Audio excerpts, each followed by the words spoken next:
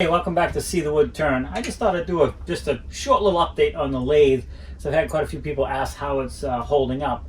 So I bought this in, I think, the end of February, and it's turned hundreds of bowls at this point. I don't know, I could show you the stack, and if you've followed along the channel, you've seen a lot of the videos. I've had zero issues with it at all. I can't say. Now, a couple upgrades I made to it were I did buy a different tool rest. This is a robust comfort rest. It's much better than the one that came with it. I'll show you that one here. So this one that comes with it, and I just didn't care for it. I don't like the fact that you got to have your hand way back here. It just wasn't comfortable. I mean, it's fine. My brother uses his. He didn't buy an upgraded one. He's gotten used to it and likes it. But I wanted something a little bit different. And this is a lot lighter too. This thing is heavy. So I did make that upgrade to it. I did get the extension, which I think I showed in the video when I put the thing together. So you can see the extension here. And I have used that. I turned a huge 2 foot plus bowl that's still drying over there back 4 or 5 months ago.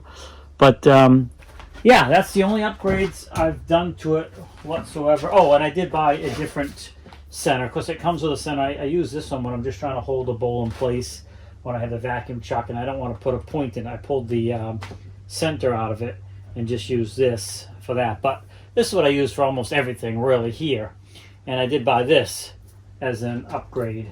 But as far as the lathe itself, done nothing different. I bought this chuck from Grizzly, and it's okay, but unfortunately they don't have, this is a negative thing I would say, they don't have a chuck, believe it or not, to fit this, or at least they didn't have them when I talked to them on the phone quite a bit about it.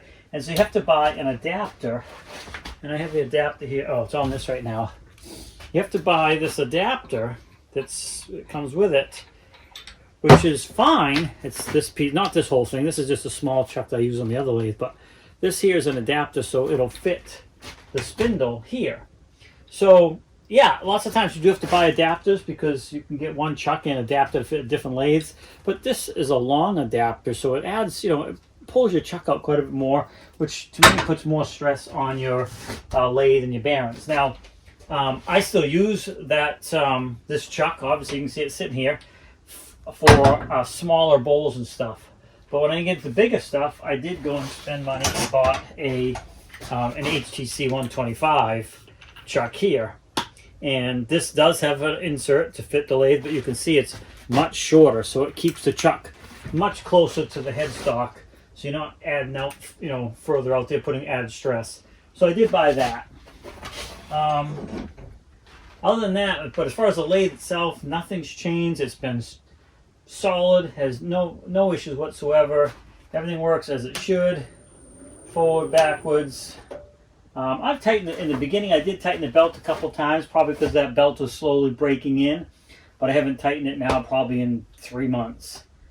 Yeah, I'm not sure what else I can tell you. If you have questions, please put them down in the comment section. I'd be happy to answer them for you. But yeah, it's been working perfectly fine. Everything runs true. When I center something up, or if I cut my tenon on it and I turn it around using the this here, so I can put it on the vacuum chuck and I line things up. I mean, it's dead center, so everything's running really true. No issues there. And like I said, it's turned quite a few bowls now. But and this is the G0766 lathe. And yeah, I'm not sure what else I could say. As far as any negatives, nothing I can think of. I mean, the motor is plenty powerful.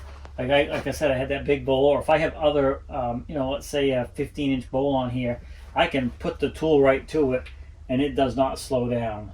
I am on the lower speed setting because when you're doing the bigger stuff, you don't need to have the belt on the higher speed.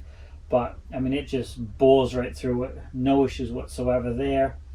And that's after, like I said, turning lots and lots of bowls. In fact, I'll show you the ones it turned. It didn't turn everything over here, but it did turn a lot of it. And like all this stuff up here that's finished, all these were turned on it. up until this one here. Hopefully that's coming out. So that there's the other guy that works in here, his bowls. But these all here were turned and finished on it.